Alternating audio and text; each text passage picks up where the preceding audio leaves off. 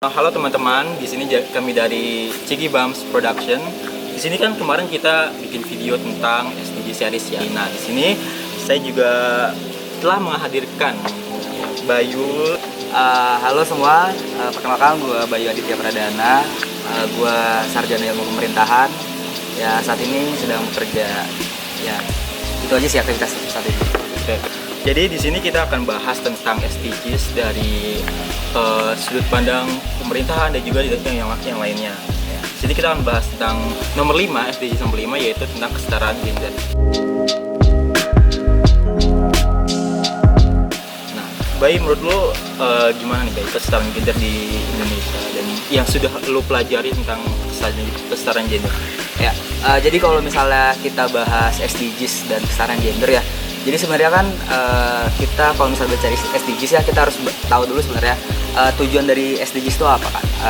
Di poin 5 tentang kesetaraan gender sebenarnya SDGs itu cukup ekstrim ya karena dia menetapkan target rasionya itu 50/50. Jadi kesetaraan gender yang mutlak 50 laki-laki, 50 perempuan. Itu dalam segala aspek kehidupan. Gue dulu pernah mengadakan riset kecil-kecilan tentang kesetaraan gender karena memang background gue di politik pemerintahan. Jadi waktu itu gue pernah riset tentang kesetaraan gender di bidang politik pemerintahan. Nah, sebenarnya kalau kita bicara tentang kesetaraan gender, sebenarnya apa sih yang dimaksud kesetaraan gender gitu? Jadi kalau menurut gue kesetaraan gender adalah bagaimana kita sebagai masyarakat mampu menempatkan hak-hak setiap masyarakat atau hak-hak setiap manusia itu sama, tidak dibedakan berdasarkan gender kecuali seks ya. Kalau seks itu kan kodratnya memang wanita itu memang melahirkan, menyusui, menstruasi dan itu tidak dapat digantikan. Cuman kalau misalnya hak-hak lainnya itu kan masih bisa digantikan. Itu sih kalau menurut gua.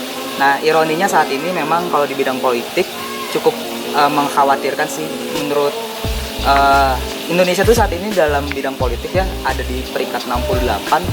Pada tahun 2014 tuh keterwakilan perempuan secara kuantitatif itu cuma 14% di DPR RI. Itu menurut gue sangat mengkhawatirkan ya, dari 34% pencalonan hanya 14% yang terpilih. Jadi sebenarnya kenapa sih kalau 50-50 di DPR itu dibilang ekstrim dalam artian kenapa itu sulit untuk diwujudkan gitu? Karena memang sekali lagi ya culture kita itu terbangun stereotip bahwa memang perempuan itu memiliki hambatan-hambatan dalam berkarir atau bekerja. Jadi banyak orang yang masih berpikir kalau misalnya wanita itu ketika nanti hamil dia akan memiliki keterbatasan untuk beraktivitas, untuk berpikir dan lain-lain. Jadi itu sih stereotip seperti itu yang bilang laki-laki itu superior, jadi wanita tuh cukup urusan dapur aja gitu. Jadi masih banyak stereotip yang itu yang menghambat angka 50% itu sulit. Tapi kalau kemarin gue sempat lihat gitu ya di Twitter ya, walaupun di DPR RI mungkin itu sulit, tapi ternyata di pemerintah kayak menteri itu ternyata sudah cukup imbang gitu ya, perempuan dan laki-lakinya ya. Jadi sebenarnya SDGs di tahun 2014 ini ada namanya itu kan SDGs ini kan diturunkan ya dalam peraturan presiden. Jadi ada namanya peraturan presiden nomor 59 kalau gue nggak salah. Jadi di situ tuh ada tentang kesetaraan gender di segala aspek. Salah satunya adalah memastikan secara jumlah dan efektivitas bahwa perempuan itu sama di bidang pemerintahan dan di jabatan apapun. Jadi memang harusnya seperti itu karena memang udah ada di rencana jangka panjang. Kayak misalnya pemenuhan eselon 4, pemenuhan eselon 1 itu kuota perempuan itu udah ada. Jadi kalau misalnya lu mau tahu pastinya itu ada di lampiran tentang tahapan pembangunan berkelanjutan. Jadi sebelum kita bahas tentang gender lebih jauh, sebenarnya kita harus membedakan dulu nih antara seksual dengan seks ya, dengan gender ya. Apa sih sebenarnya perbedaannya? Ya, jadi ini nih yang paling penting nih. Jadi kita tuh harus bisa ngebedain apa itu seks dan gender. Seks itu pengertian mudahnya adalah jenis kelamin. Jadi kalau seks itu terbagi dari dua, laki-laki dan perempuan. Itu mutlak. Kayak misalnya laki-laki memiliki penis, perempuan memiliki vagina, perempuan melahirkan gitu.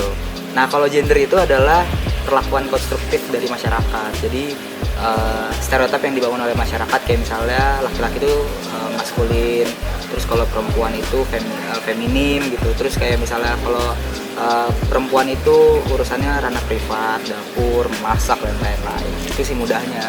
Jadi kalau gender itu sebenarnya cuma konstruktif yang dibangun oleh masyarakat.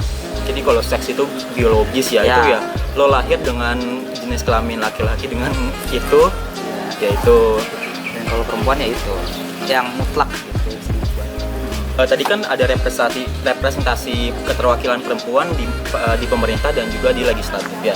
Nah, kalau di pemerintah ini kan kita bisa atau presiden bisa mengaturnya ya. Jadi representasi ini bisa dengan mudah tercapai. Tapi kalau misalkan di legislatif, di DPR itu kan yang milih masyarakat gitu ya. Berarti itu tergantung masyarakat dong gimana itu. Oh ya. Jadi emang kalau misalnya dari segi eksekutif kita bisa bangga ya, karena memang pencapaian terbesar kita adalah kita pernah memiliki presiden wanita. Itu sama kayak di Korea tuh, pernah memiliki pimpinan eksekutif tertinggi wanita. Itu cukup prestasi yang bisa dibanggakan. Cuman di bidang legislatif ya itu terjadi karena memang balik lagi tadi stereotype dari pemilih. Jadi kalau misalnya legislatif itu kan, pemilihan legislatif itu kan secara terbuka ya.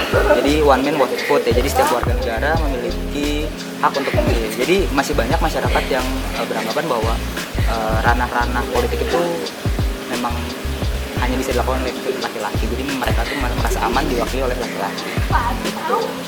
Jadi itu kayak nyambung juga dengan budaya patriarki Ya, dan sebagainya. itu budaya patriarki. Kita kan memang masih kencang. Masih kencang ya budaya banget. patriarki. Nah, terus sebenarnya apa sih upaya-upaya dari pemerintah ataupun dari legislatif itu buat menggolkan kesetaraan gender itu? Jadi gini, kalau misalnya kita bicara tentang gender, keterwakilan untuk mencapai 50% menurut gua sih pemerintah tuh sudah cukup berani mengambil langkah bahwa kita tuh ada namanya afirmatif. Jadi kebijakan afirmatif itu, jadi misalnya dalam setiap kepengurusan partai politik itu wajib 30% itu diisi oleh wanita, itu wajib. Nah, selain itu juga dalam proses pencalonan, jadi dalam satu pemilihan partai itu harus ada 30% wanita yang mencalonkan diri. Jadi daftar calon legislatif itu ada 30% sudah wanita.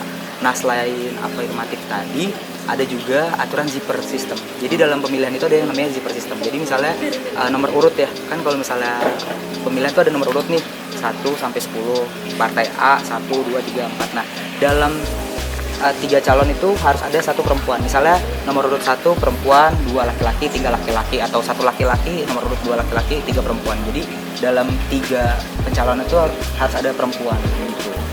Jadi itu ya cara-cara buat meninggikan ya representasi perempuan. Betul. Terus kalau misalkan dari isu-isunya nih, apa sih kesetaraan gender ini kan nggak cuma tentang representasi ya, tapi mungkin ada lagi yang lainnya, itu apa aja sih? Ya. Jadi sebenarnya kalau misalnya kita bicara tentang kesetaraan gender tuh nggak cuman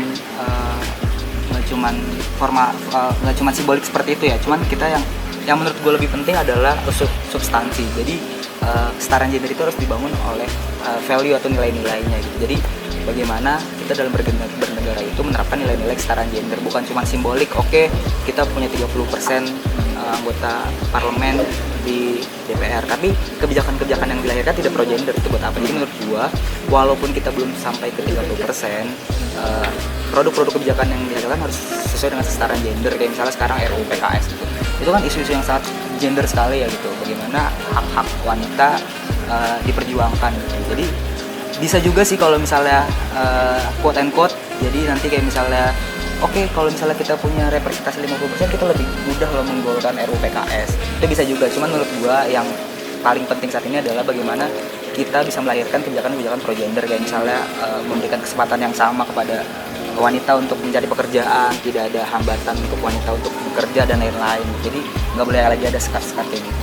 Itu sih menurut gue yang lebih penting dibandingkan kuantitatif. Kualitas itu menurut gue lebih penting.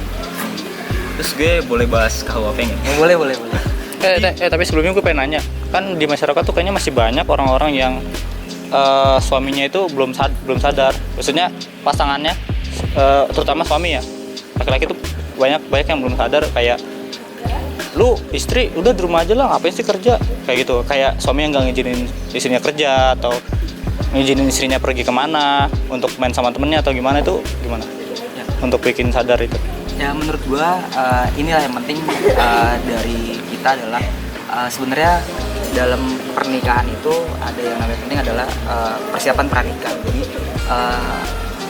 buruknya budaya di Indonesia adalah angka pernikahan dini kan masih besar sekali gitu. Jadi masih belum sadar bahwa apa sih sebenarnya hak, apa sih sebenarnya kewajiban gitu. Jadi menurut gua alhamdulillahnya kita kan sudah menaikkan angka taraf pernikahan jadi 19 tahun untuk wanita. Jadi dengan meningkatnya angka batas usia menikah jadi membuat sadar gitu. Jadi itu sih menurut gua, karena memang pernikahan dini itu salah satu penyebab ya gitu tadi di sini gua.